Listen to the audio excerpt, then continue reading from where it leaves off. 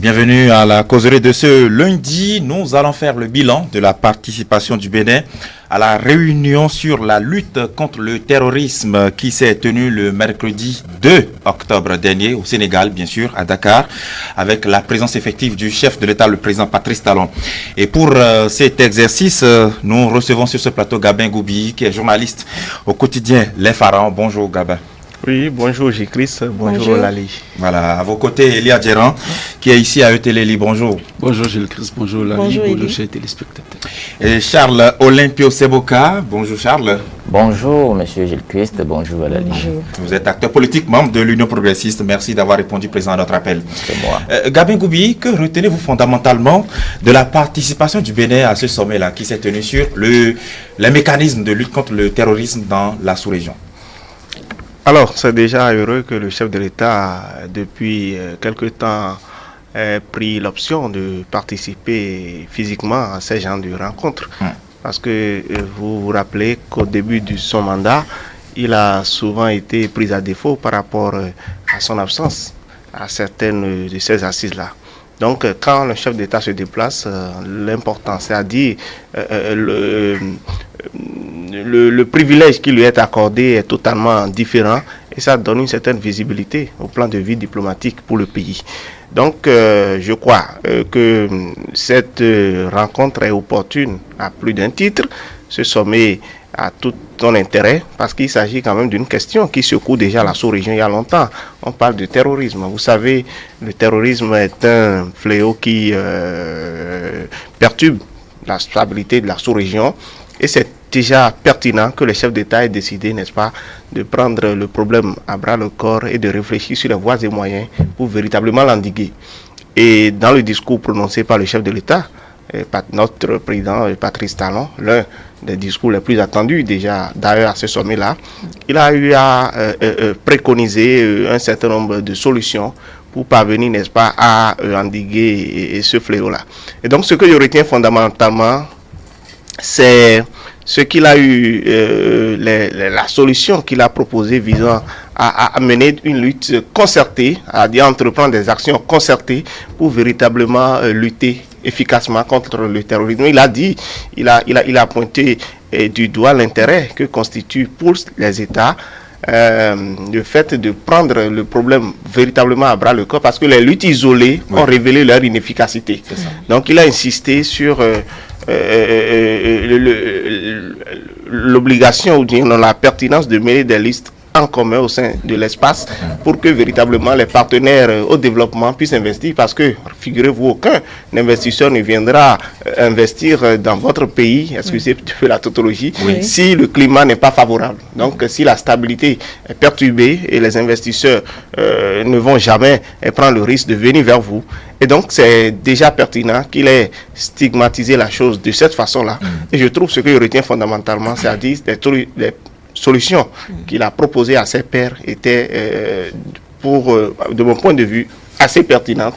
Et je crois que si on marche dessus, ça pourra véritablement faire quelque chose dans la sous-région. Très bien. Parlons toujours de cette proposition. Quelle en est la pertinence, Charles Seboka? Bon, et merci Lali, merci à vous et rebonjour chers téléspectateurs. Alors, vous savez, la question de la lutte contre le terrorisme que le chef de l'État béninois, M. Patrice Talon et ses pairs ont été décortiqués l'autre fois au Sénégal est déjà une question très pertinente pour la sous-région, comme le disait tantôt l'ami des Pharaons. Alors, à la date d'aujourd'hui, il faut préciser que de grands problèmes, de grands enjeux sont dans les rétroviseurs du président de la République du Bénin. Et la question de la lutte contre le terrorisme en est une. Alors, il s'est dit que en son temps, c'est-à-dire avant la fin de son mandat, le premier, s'il faut dire ainsi, il faudra, toucher de doigt cette question pour permettre, comme le disait tantôt mon cher journaliste, aux investisseurs de venir dans la sous-région et de se sentir heureux pour coopérer avec les nôtres. Et donc, il voit que le développement de la sous-région a besoin de gros moyens. et qui parle de moyens, de gros financements. Et ces financements ne seraient pas seulement sortis de nos terres, ne seraient pas sortis de nos populations. Il faudra donc des partenaires techniques au développement qui doivent venir s'asseoir avec nous pour penser au développement de notre sous-région. Et donc, il faut les rassurer de ce que notre environnement, notre espace est sécurisé. Le sécuriser, c'est de lutter efficacement contre ce fléau, ce phénomène du terrorisme. Lutter contre, on ne va plus le faire comme on le faisait par le passé. Se mettre en rang dispersé et qu'à la fin, qu'on constate que rien n'a été fait. Et donc, il a été urgent de demander à ses pairs qu'il faut dorénavant travailler en synergie pour que le mal soit véritablement et définitivement éliminé, éradiqué. Et on ne peut que s'en réjouir. Et donc, c'est pour dire aux uns et aux autres que les questions de développement, tant au plan local qu'au plan sous-régional, préoccupent beaucoup le chef de l'État béninois, et que quand vous êtes béninois, ou vous êtes, quelqu'un de la sous-région ouest-africaine, vous devez vous sentir heureux désormais parce que les questions, les problèmes qui affectent au quotidien notre existence constituent aussi des préoccupations pour ceux qui nous dirigent aujourd'hui, tout au moins. Très bien. Et Elie Adjérand, une action concertée entre les États dans la sous-région, c'est la thérapie de choc proposée par le président de la République. Ne voyez-vous pas qu'elle vient un peu aussi dans un contexte où les grandes puissances du monde entier réfléchissent aussi dans ce sens-là d'action concertée? Exactement. Depuis Mathusalem, on a compris que plusieurs idées sont développées par les chefs d'État africains. Travailler pour une monnaie unique, par exemple, au sein de notre espace. Travailler également pour une base nucléaire, travailler pour essayer donc de développer des stratégies de protection et de défense, c'est-à-dire du moins unir toutes les forces au sein de l'Afrique en se mettant en une union. Et je crois que depuis l'ancien président Kadhafi, les idées étaient là, les réalités étaient là. Les gens n'ont pas manqué de pouvoir émettre les bases, mais juste leur concrétisation s'avère difficile. Aujourd'hui, on a compris que de plus en plus, les chefs d'État se sont donc unis au dernier sommet de la CEDEAO pour réfléchir. Et au nombre donc des points abordés figurait en réalité la question du terrorisme. Moi, la question que je me pose, pourquoi le choix porté sur le président Patrice Talon? C'est déjà un homme qui déjà apprécie les choses à sa juste valeur. Et laissez-moi vous dire, le Bénin aussi, en réalité, le président Patrice Talon a nommé récemment un secrétaire permanent à la radicalisation, à la lutte contre le terrorisme. Ça voudrait dire que c'est un prélude au grand rendez-vous tant envisagé par les chefs d'État. Et on a compris que les idées émises par notre président au sommet, la dernière fois à Dakar, répondaient véritablement à cette stratégie pointue à pouvoir lutter contre le terrorisme. Parce que figurez-vous, nous sommes en train de travailler pour l'assainissement de notre économie. Nous sommes en train de travailler pour la réalisation des infrastructures. Mais toutes ces actions concertées ne peuvent avoir leur valeur que lorsque nous avons une certaine sécurité. Et on dit qui veut la paix prépare la guerre.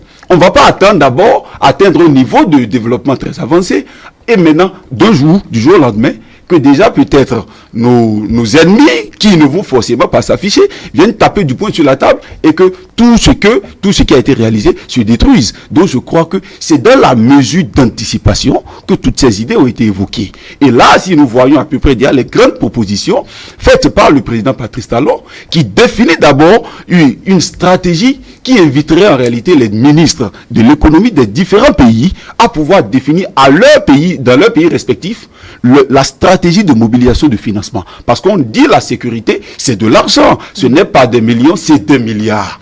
Et ça voudrait dire qu'il faut forcément des armes lourdes, des stratégies pour pouvoir donc lutter efficacement contre le terrorisme. Donc je crois pour ma part qu'il a aussi invité même les chefs d'état-major, les ministres de la Défense à pouvoir donc s'unir pour essayer, chacun en ce qui le concerne, à pouvoir travailler et pouvoir faire des propositions concrètes. Donc je crois que c'est un monsieur qui, au-delà de tout ce qu'on puisse lui reprocher, est déjà parti. Il est un peu comme un merci aussi pour la sous-région. Parce que ces propositions sont des réalités concrètes qui pourront sans nul doute apporter une réponse efficace à l'objectif tant attendu dans la lutte contre le terrorisme. Moi, je crois pour ma part que déjà la visite, ou du moins la descente donc, du président Patrice Talon à Dakar est très opportune. Et sa participation à cette réunion. Bien évidemment, il y a d'un intérêt particulier aussi bien pour le Bénin et pour la sous-région générale. Cette action concertée que le chef de l'État a proposée, ça passe pas aussi mobilisation commune de ressources dans le cadre du financement des actions de lutte contre le terrorisme. Gabin Goubi, ça va participer justement à booster cette lutte, non? Oui, évidemment, il n'y a aucun doute là-dessus. Vous savez, comme on le dit souvent, l'union fait la force. Oui. Et si les États essayent de conjuguer leurs efforts, je crois que cela permettra résolument de mener une lutte vraiment efficace contre le fléau. S'ils sont arrivés à adopter cette solution, c'est-à-dire à envisager ce remède-là, c'est parce que ils ont eu le temps de mesurer l'inefficacité des luttes isolées, des luttes individuelles. C'est-à-dire chaque État prend ses dispositions et essaie de lutter contre, alors que c'est un fléau qui concerne tout l'espace UEMOA. Donc l'ensemble des 8 pays de l'espace sont menacés. Et puis il faut résolument que les actions soient coordonnées, même si les réalités d'un pays à un autre ne sont pas forcément les mêmes. Il faudrait quand même que les moyens financiers, comme vous le dites, soient mis ensemble pour que véritablement on sente qu'il y a une synergie dans la lutte. C'est-à-dire les choses sont faites de façon coordonnée pour que véritablement on pousse loin ce fléau-là. Parce que le risque, je le dis une fois encore, c'est que les investisseurs attendent de venir s'installer chez vous. Mais tant qu'il y a l'instabilité, tant que le climat n'est pas favorable, je ne pense pas qu'ils vont prendre ce risque-là de venir. Donc je trouve que c'est dans l'intérêt des populations qui sont menacées par ces gens, les actes perpétrés par les terroristes avec Boko Haram et tout ce que vous savez, qui sont menacés d'une part, et c'est le pays qui perd au plan du développement. Oui. C'est le pays qui peut prendre du développement, parce que tant que vous ne créez pas l'environnement favorable aux affaires, l'environnement favorable à l'investissement privé, c'est le pays qui fait les frais, et puis c'est le sous-développement qui continue. C'est ça, Charles Seboka. Si les pays arrivent à mobiliser les ressources, arrivent à se fédérer pour contrer ce mal, ce serait vraiment un signal fort à la communauté internationale. Naturellement, et Madame la journaliste, oui, si les pays réussissaient à se mettre ensemble, comme a eu à le dire le chef de l'État béninois à ce rendez-vous, vous vous rendrez compte que de la paix, de la sécurité sera du quotidien des populations de l'espace UEMOA. Puisque, comme le disait tantôt M. Goubi, nous vivons de façon quotidienne dans l'insécurité. Et nous continuons à accueillir que nous sommes dans le sous-développement. Et notre état d'avancement en matière économique, eh bien, faire de nous des gens qui continuent de tendre la main aux investisseurs. Et un environnement non stable, un environnement non favorable aux affaires ne garantit rien en matière d'investissement, ne garantit rien en matière de qui va venir, eh bien, installer quoi que ce soit chez vous. Et donc, une fois toute cette question sera, eh bien, réglée, vous verrez que non seulement les populations que nous sommes seront en paix, mais aussi et surtout le développement véritable, le durable sera au rendez-vous. Et désormais, voilà un peu ce qu'il faut retenir de cela. C'est vrai qu'au Burkina Faso, ça continue, le terrorisme, ça continue de sévir et ceci de façon très grave. Pas plus tard que ce week-end encore, le Burkina Faso a perdu une vingtaine d'hommes et c'est récurrent depuis quelques semaines déjà. Au Mali, c'est pareil. Voilà autant d'actes qui nécessitent une action vraiment solidaire. Elia Djera.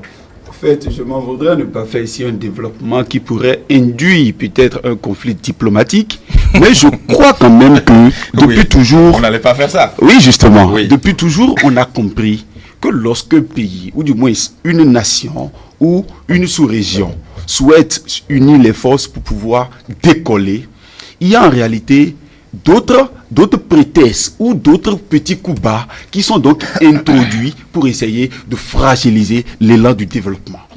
Figurez-vous, la vision aujourd'hui d'unir les forces en mettant en place, c'est-à-dire une mobilisation de financement pour lutter efficacement contre le terrorisme, viendra non seulement épailler toute l'Afrique, c'est-à-dire le sortir de son sous-développement, et aussi lui donner certaines forces de décision et d'intervention. Parce que Tout comme nous sommes en train de travailler en Afrique, tout comme aussi les autres de l'autre côté de l'Occident réfléchissent également à améliorer leurs armements et à s'intégrer davantage. Quand on prend aujourd'hui le côté du Burkina, que vous venez de rappeler, le Mali, combien de fois le Mali n'a pas travaillé pour lutter contre la question du terrorisme? Avec même un appui militaire étranger. Hein. À tous les niveaux. Et même c'est là, c'est ce qui nous amène même à nous réveiller de nos sommeils pour dire que la question même de l'ONU dont nous parlons, nous disons que nous appartenons à des instances, à des organisations internationales de lutte contre la sécurité et tout, mais qui n'ont pas en réalité leur sécurité, mais qui n'ont pas leur réalité en conformité à nos réalités. Parce que nous voyons que depuis toujours, si tant est qu'il y avait véritablement cette stratégie de l'ONU, pourquoi le Mali n'a pu déjà... le Mali demeure toujours dans cette insécurité-là. Donc ça pose un problème dans son ensemble. Je me dis aujourd'hui que avec nos réalités, avec cette mise en place de ce financement, désormais l'Afrique pourra répondre parce que nous sommes des Africains, nous comprenons nos réalités, nous pourrons travailler pour nous aider à sortir donc de cette insécurité et progressivement, nous-mêmes on pourra avoir une certaine force de défense favorable. Et mieux, je crois que le champ est désormais ouvert aux opérateurs économiques de venir investir parce que ce n'est pas des habitudes. On a compris que des opérateurs économiques investissent dans la santé, dans l'éducation, à tous les niveaux, mais pas dans le secteur sécuritaire. Je crois que, au regard donc de cette mobilisation qui est donc ouverte, désormais les opérateurs peuvent donc investir davantage pour pouvoir aider les États membres à pouvoir donc répondre à ce grand. Mais je reviens à vous, Charles Olympio Seboka, ce développement-là de Elie Adjeran, est-ce que vous pensez que cette proposition du chef de l'État, c'est-à-dire on travaille ensemble, on se cotise de l'argent ensemble, on se partage les renseignements, ainsi de suite, est-ce que ça traduit une certaine révolte? J'emploie le terme révolte en termes de prise de conscience de soi-même. Ça traduit une certaine révolte suite aux insuffisances constatées des appuis étrangers? Bien, monsieur le journaliste, vous savez, oui, et on ne peut plus clair ce que vient de dire monsieur Adjeran, parce que, vous savez, et quand vous suivez monsieur Talon, dans ses élans, beaucoup plus au plan national, vous vous rendrez compte que le monsieur, sur un certain nombre de plans, décide à ce que sa nation ait une certaine autonomie pour pouvoir ne plus trop attendre les puissances étrangères, attendre l'appui étranger avant de régler un certain nombre de problèmes au plan local, je veux dire. Alors, et quand on prend aujourd'hui le problème circonscrit à la sous-région, 8 mois, le monsieur a constaté que dans cet espace va pouvoir s'organiser pour que véritablement ce problème, ce phénomène de terrorisme qui ne cesse de les frapper soit éradiqué, indiqué. Et pour toujours, il faut donc s'organiser. Vous vous rendrez compte que c'est un monsieur fin. Fin qui se dit, quand on réfléchit par soi-même et qu'on se met au travail pour atteindre l'objectif, on sent l'efficacité dans cette dynamique-là. Et l'efficacité, c'est la chose talon. Ah oui, il faut le repréciser. Parce que nous suivons le monsieur à chaque fois qu'il émet une idée ou il jette un projet, les moyens pour y arriver, les stratégies pour l'atteindre, il les propose. Et quand vous vous y mettez, vous vous rendez compte que, évidemment, les choses se résolvent d'elles-mêmes. Donc, c'est important, c'est vrai, il a vu que les puissances extérieures, de la manière dont on doit venir sur les réalités que nous vivons, il ne se passe pas de cette façon-là. Et il faut par soi-même se mettre au travail, et bien, pour avoir les résultats. Gabin. C'est vrai qu'aujourd'hui, il faut dire, aucune puissance ne viendra mener le combat à votre place. Aucun pays ne viendra faire le développement à vos lieux et places. Voilà. C'est vrai qu'aujourd'hui, les chefs d'État ont pris conscience de l'ampleur de la chose. C'est vrai que le terrorisme, ça ne date pas d'aujourd'hui. On aurait dû peut-être faire ça un peu plus tôt. Mais comme on le dit souvent dans l'un de nos aphorismes, il n'est jamais trop tard pour mieux faire. Oui. Et donc, je trouve que c'est déjà heureux qu'ils ont entrepris d'affronter ce défi-là, de pacifier la région à travers la lutte coordonnée qu'ils veulent mener contre le terrorisme. C'est déjà bien, mais il ne faut pas forcément attendre. Peut-être que les forces extérieures, les puissances extérieures peuvent venir en appui, oui. Mais il faut que l'initiative vienne de vous-même. C'est ça.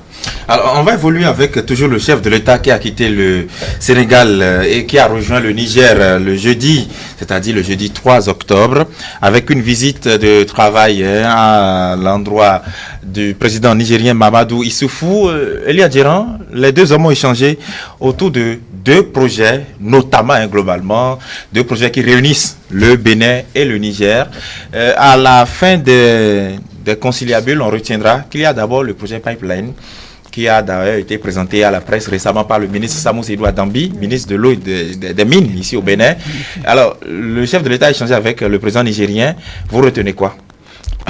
Je retiens deux choses fondamentales, notamment le projet Pipeline, comme venez de le dire, et également le boucle ferroviaire. Le projet boucle ferroviaire. Le projet boucle ferroviaire. Parce que vous savez, je vais même plus m'accentuer sur le second aspect d'abord, parce que figurez-vous, plusieurs développements ont été déjà accentués, notamment le transport aérien, le transport maritime, mais le transport ferroviaire constitue encore un obstacle pour le développement. Et figurez-vous, depuis longtemps, avec ce projet d'installation des rails, pour pouvoir joindre aussi bien le Bénin et le Niger, ça a été confié à des opérateurs économiques, des personnes qui sont sont en train de mener des luttes d'intérêt personnel au détriment donc de l'intérêt de ces deux pays-là. Je crois qu'il est temps de pouvoir ressusciter ce projet-là pour l'intérêt de tout le monde. C'est le plaidoyer du chef de l'État. En effet, et je crois que cela arriverait. Et mieux, je crois que le président Patrice Talon a aussi dit que lui est en train d'explorer aujourd'hui la Chine pour pouvoir investir dans ce sens. Parce qu'on a compris que les autres investisseurs, ou du moins les autres opérateurs qui avaient gagné le marché, n'ont pas été donc à la taille, n'ont pas pu combler ses attentes. Et je crois que c'est aussi un monsieur qui est donc, il a une vision et il cherche donc à améliorer les choses. Mais le projet Pipeline, tel qu'on le dit, ça permettra, non, c'est vrai que c'est un projet du Niger, mais le Bénin aussi gagnera en matière d'investissement. Puisque si c'est à travers notre pays qui vont donc essayer de faire transférer et de faire transporter ce pétrole, je crois que le Bénin aussi a de quoi gagner. Ça va créer de l'emploi. Ça nous permettra aussi de renforcer les liens bilatéraux entre le Bénin et le Niger. Et à tous les niveaux, je crois que les deux pays sortiront donc gagnants. Donc, au regard donc de tous ces faits, je puisse me dire que c'est déjà une visite salutaire qui permettra en réalité de renforcer les liens entre le Bénin et le Niger. L'autre chose aussi, il n'avait pas le choix forcément, il n'avait pas l'obligation d'aller faire un compte rendu. Mais vous savez aussi que c'est de son retour de Dakar qu'il est passé là-bas. Oui. Certainement, donc, les aspects évoqués aussi à Dakar ont été véritablement au cœur donc de leurs échanges. Donc, je crois que au-delà du tout, aussi, oui. Voilà. Donc, le président Patrice Talon fait une sortie à plusieurs points, une fois pour deux points. Donc, je crois que c'est d'un intérêt particulier. Gabin Goubiyi, si le chef de l'État a évoqué la construction du chemin de fer Niamey-Cotonou, entre Niamey et Cotonou, est-ce que ce n'est pas pour résoudre le problème, peut-être la situation qui y a en ce moment avec la fermeture des frontières du Nigeria? Parce que si éventuellement on réveillait ce projet, c'est pour la circulation, le transport des biens et des personnes. Ah oui, vous savez que c'est un vieux projet. Oui. C'est un vieux projet qui est en train de... Qui a rencontré des difficultés. Vous vous rappelez de l'épisode de Bolloré, c'est allé à la justice, et puis Benirail qui est sorti vainqueur de ce procès, mais par la suite, les deux États, le Bénin et le Niger, ont décidé ensemble de confier la construction, n'est-ce pas, de ce chemin de fer-là, la réhabilitation, parce qu'il faut le dire, le chemin de fer existe déjà, il s'agit de réhabiliter le chemin de fer Cotonou-Niamey, et on a décidé de confier ça à un groupe chinois. Donc c'était le chef de l'État est allé vers son homologue nigérien pour faire l'état des lieux, voir un peu où est-ce qu'on en est pour véritablement relancer les choses. Et je trouve, comme vous l'avez dit, c'est peut-être une solution, mais je ne trouve pas que fondamentalement ce soit ça. Oui. Ce soit une solution intermédiaire, parce que le Niger, vous savez, le Niger comparativement au Nigeria, ce n'est pas la même densité en termes de population, ce n'est pas les mêmes marges de manœuvre, n'est-ce pas, en termes de potentiel marché d'écoulement. Donc je trouve que déjà c'est d'abord pour et dynamiser un peu le trafic, parce que vous savez, il y a beaucoup de choses qui transitent par le Bénin, vers l'Interland, surtout le Niger. Oui. Donc le chemin de fer, ça permettra, n'est-ce pas, de rendre plus dynamique n'est-ce pas, les transactions, ce qui se fait par la voie ferroviaire et autres là. Parce que la voie terrestre également, vous savez, nos routes ne sont pas assez adaptées au transport des engins lourds, tout ce qui quitte notre espace portuaire, tout et tout. Donc je trouve que les rails, ça permettra, n'est-ce pas, de redynamiser le trafic ferroviaire. Et cette réhabilitation-là, vraiment, il est temps, il faut le dire ici, c'est un plaidoyer que je fais, il est temps que l'on lance véritablement ce chemin de fer pour qu'on n'en parle véritablement pas. J'ai salué à ce niveau-là la volonté du président Talon qui déjà, quelques mois seulement après sa prise de fonction, a décidé d'affronter ce projet, de le sortir des tiroirs. C'est un vaste projet et il ne faudrait pas que les intérêts personnels et partisans des uns et des autres sabotent la chose. Il est temps que véritablement on passe à l'acte.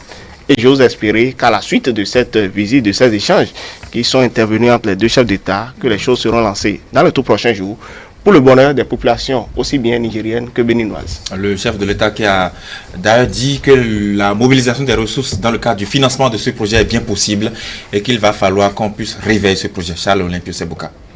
Bien évidemment, monsieur le journaliste, que le chef de l'État béninois, monsieur Talon Patrice, une fois au Niger, avec son homologue Issifou Mamadou, a décidé une fois encore de montrer que le peuple nigérien et le peuple béninois sont des peuples frères et que la question de développement dans ces deux pays le préoccupe beaucoup et que avec son homologue nigérien sur ce projet de pipeline, eh bien, qu'on doit beaucoup faire pour les deux pays. Alors, monsieur le journaliste, vous savez que quand vous prenez cette situation de la réhabilitation du chemin de fer entre le Niger et le Bénin, il y a un gros point que nous ne devons pas cacher au peuple béninois. Parce que les gens, on ne sait pas ce que cela pourrait apporter aux Béninois en matière de moyens, en matière de développement, si véritablement le Niger commençait par transporter, convoyer son pétrole par le Bénin, le fait transiter par le Bénin. Et donc, comme le disait tantôt M. Goubi, les routes que nous avons actuellement, les chemins que nous avons actuellement, ne permettaient pas encore au Niger d'envoyer les quantités, d'envoyer en quantité suffisante, j'allais dire, oui, ce qu'on pourrait sortir de la terre pour que les gros moyens de développement puissent rentrer. Donc désormais, M. Talon veut en faire une réalité pour permettre non seulement au peuple béninois de jouir de ce gros projet, mais aussi au peuple frère nigérien de profiter massivement de leurs ressources qu'est le pétrole. Et la question de la fermeture des frontières entre le Nigeria et nous, voilà, on doit profiter pour en parler en même temps. Parce que vous savez, monsieur le journaliste, le Bénin avec le Nigeria sur cette transaction, comment aller appeler cela, le fait que le peuple béninois va chercher aussi une certaine quantité de produits pétroliers au Nigeria constitue en partie un regret ou je ne sais pas, quelque chose pour le peuple nigérien et qu'on se dise bon, on va voir comment leur marquer et dire voilà, nous sommes bons, nous sommes si. Mais n'oubliez pas qu'avec le nouveau projet que nous avons avec le Niger, ça va beaucoup favoriser les acteurs de ce secteur, parce que nous parlerons encore pétrole. Et cette fois-ci, plus avec le Nigeria, mais désormais avec le Niger. Donc c'est pour dire que ce serait d'un grand intérêt, tant pour le peuple béninois que pour le peuple nigérien, si ce projet prenait corps et que les choses devenaient véritablement bons pour nos deux peuples. Ils ont également abordé le projet de construction du pipeline. Gabin Goubi, le président de la République, a dit d'ailleurs que la construction de ce pipeline aura des retombées assez conséquentes pour le Bénin. Tout à fait. Elie a commencé par planter le décor tout à l'heure, il a si bien expliqué. ça aura forcément. C'est vrai qu'aujourd'hui, on a comme l'impression que c'est seulement le Niger qui en profite parce que c'est pas la ressource dont il s'agit, en l'occurrence le pétrole. Le Niger les sites ont été plus identifiés au Niger et donc c'est ce pays-là qui regorge, n'est-ce pas, de cette mine-là. Mais dans les investissements dans la chaîne de production, le Bénin bénéficiera forcément de façon indirecte. Sinon, les effets collatéraux positifs, si je peux m'exprimer ainsi, de cette exploitation du pétrole vont profiter au Bénin. Donc je trouve que c'est des projets qui sont à exploiter pour l'ensemble des deux pays. C'est vrai que ça ne faisait pas fondamentalement partie de la visite, disons, juste dans le compte rendu qui nous a été donné. En tout cas, il paraît que ils ont fait un bref aperçu sur ce qui est de ce côté-là. Mais toujours est-il que, quel que soit le cas de figure, le Bénin profitera également de l'exploitation de ce projet. Et le ministre des Mines, Samou Seydou Adambi, a d'ailleurs pour la dernière fois éclairé la lanterne des hommes des médias que nous sommes sur l'enjeu et l'intérêt que constitue ce projet-là pour le Bénin. C'est vrai que le Bénin ne va injecter aucun franc du tout, mais va plutôt quand même bénéficier de ce projet-là du point de vue économique. Elia Djera. C'est la chance que nous avons du point de vue géographique. Et qu'aujourd'hui, de par notre position avec le Niger, que déjà ce transport se fasse via le Bénin. Nous n'avons pas d'argent à investir, mais nous jouirons quand même des fruits donc, de ce transport. On ne peut que espérer que cela véritablement se fasse et que véritablement le Bénin et le Niger maintiennent vraiment de grandes relations pour avoir donc de grandes prospérités. Oui, Charles. Oui, naturellement. Nous allons en jouir de ce projet, nous allons en jouir. Il faut le repréciser. On va y injecter quoi que ce soit, mais les avantages collatéraux, comme le disait tantôt mon cher ami, eh bien, nous les aurons. De gros avantages pour le peuple béninois. Et c'est pourquoi c'est l'occasion de revenir sur la question à nos dirigeants pour qu'ils se mettent véritablement au travail pour faire de ce projet, eh bien, une grande, je dis bien, occasion, une grande innovation pour nos deux peuples. Très bien. Voilà, merci beaucoup à vous, chers confrères, d'être venus analyser avec nous ces questions d'actualité, bien sûr, du point de vue diplomatique, puisqu'on a éminemment parlé du chef de l'État avec ses différentes sorties la semaine dernière. Le chef de l'État qui avait d'ailleurs été annoncé pour être ailleurs. Gabin, vous êtes venu du quotidien Les Pharaons. Merci d'avoir été sur ce plateau avec nous. Charles Olympio Seboka, acteur politique, membre du parti politique l'Union progressiste. Merci d'avoir été là. Et puis Elia Djeran, vous êtes un collègue au service de l'information ici à ETL. Merci à tous.